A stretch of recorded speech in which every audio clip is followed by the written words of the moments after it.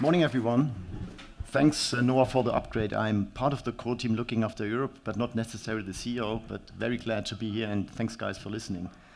Let me take you to our journey a bit on who we are, and that really starts with our mission, because we are a very mission-driven company.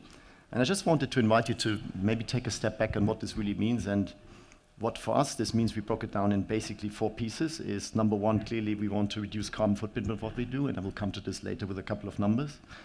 Number 2, we really want to bring healthcare to everyone on this planet, and that's really like democratizing access to healthcare, and we do this with hospital-at-home solutions, and I'll show you the product later on, and we even call it like hospital in your pocket.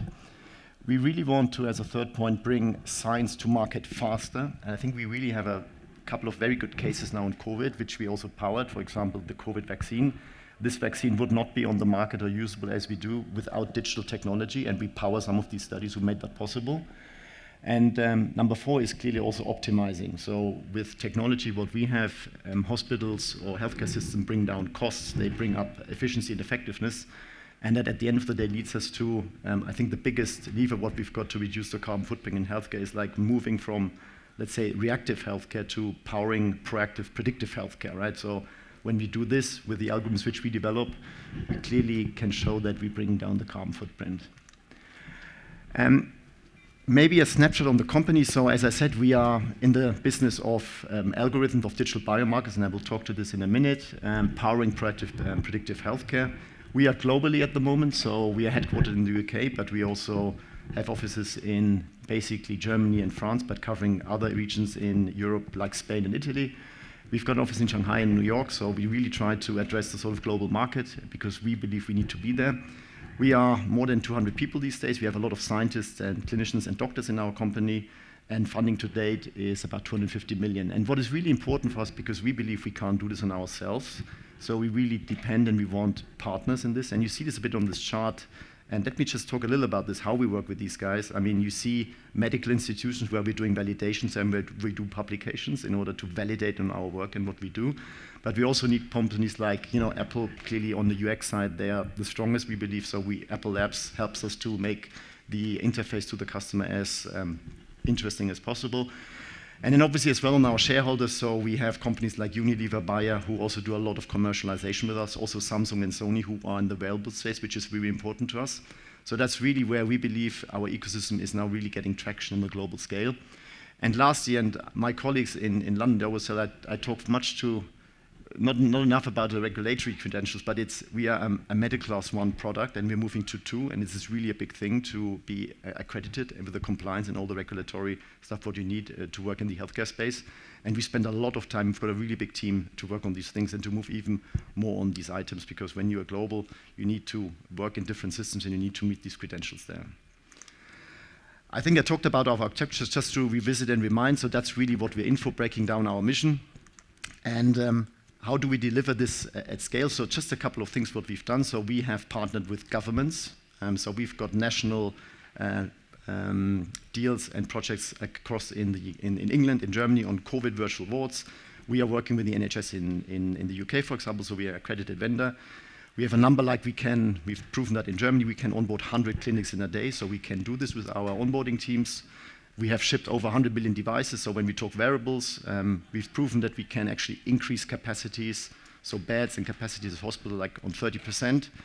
And I think also what is a very nice number is these 90%. So when we look at adherence rates of our app, I mean, when you are in chronic disease management, you want that the patients are using your application longer. So really see a very high adherence and also across a very wide age group.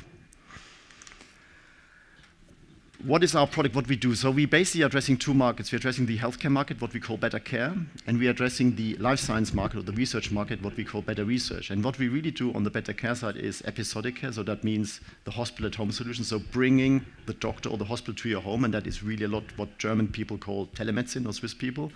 But it's also about chronic disease management, so like telemonitoring on heart insufficiencies, diabetes, COPD, etc., etc. And on the better research side, we really power studies. So when you look at a drug which you want to bring to market, it takes you on average 8 to 10 years, and it's billions. With digital technology, we shrink that down massively, and we've shown this in the COVID vaccine, for example. And at the same time, obviously, we basically collect data, which we call in the life science area real-world evidence, and we are producing companion products, as we do for our partners, which they give out with their drugs. And all this obviously works with a platform, and this is where we're at the heart is digital biomarkers, which create digital and predictive algorithms and analytics, and this is what we share between these two parties. This is how the product looks like. So basically, I go to the middle. These are our digital biomarkers, our models, which we create through validation, through medical work with our partners and in collaboration, as you see at the bottom. And this is what we share with, let's say, the life science or the research teams and with the patients. And that's what we bring together. So you've got on the left-hand side an app which goes to the patient, which he basically uses or she uses for interacting with the hospital, with the research group. And on the right-hand side, you see the dashboard, basically, where the research team, the life science companies, and the hospitals can basically look at their patients and can maneuver them basically through their patient journey. And the really core piece, I just wanted to emphasize again, is the middle piece where we work really, really hard to get these digital biomarkers. We collaborate here, we buy companies who have these biomarkers, and we develop them on our own. And this is proven with publications which we do.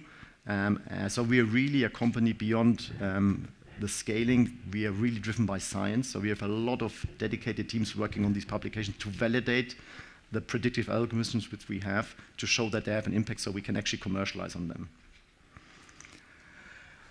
Maybe just some case studies. So I think decentralized clinical trials, we've powered one of the studies for the COVID vaccine. You see here one which we do with Stanford and Bayer on in the cardiac space.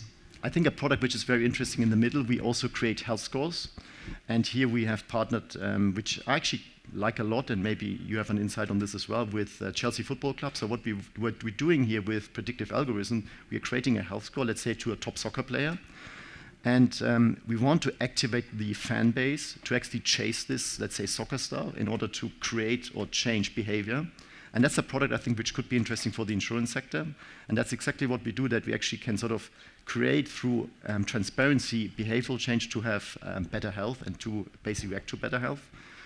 And maybe on the right-hand side, a last case on real-world evidence. So we are, our partner Smith & Nephew, one of the large orthopedics producers on knee and hip replacement. So we are their digital partner that, let's say, a knee or hip replacement communicates with the patient, which basically helps you to pre-surgery, help you to, or gives the surgeon more information for the surgery, which helps you for physiotherapy thereafter, but also for the whole drug and medication post-surgery. I promised that I talk a bit about carbon emissions, and unfortunately there is not a lot of data out. I mean, I think it clearly shows that we can reduce the carbon footprint. Currently the number is about close to 5% of global emissions relate to healthcare. 4.4 is the concrete number, 50% is energy. But we believe, obviously, when you look at telemedicine solutions and others, we have got numbers, there are studies out which show that 40 to 70 times the carbon footprint can be reduced.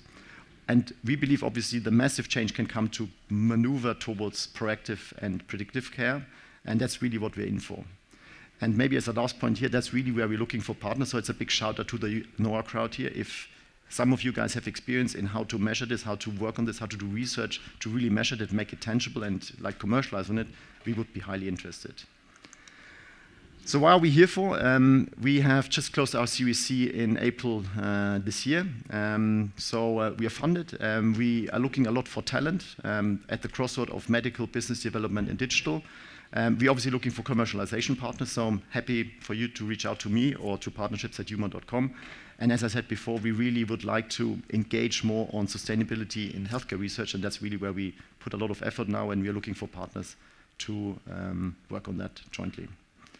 So again, Noah, thanks for having me, and thanks you guys for listening to me.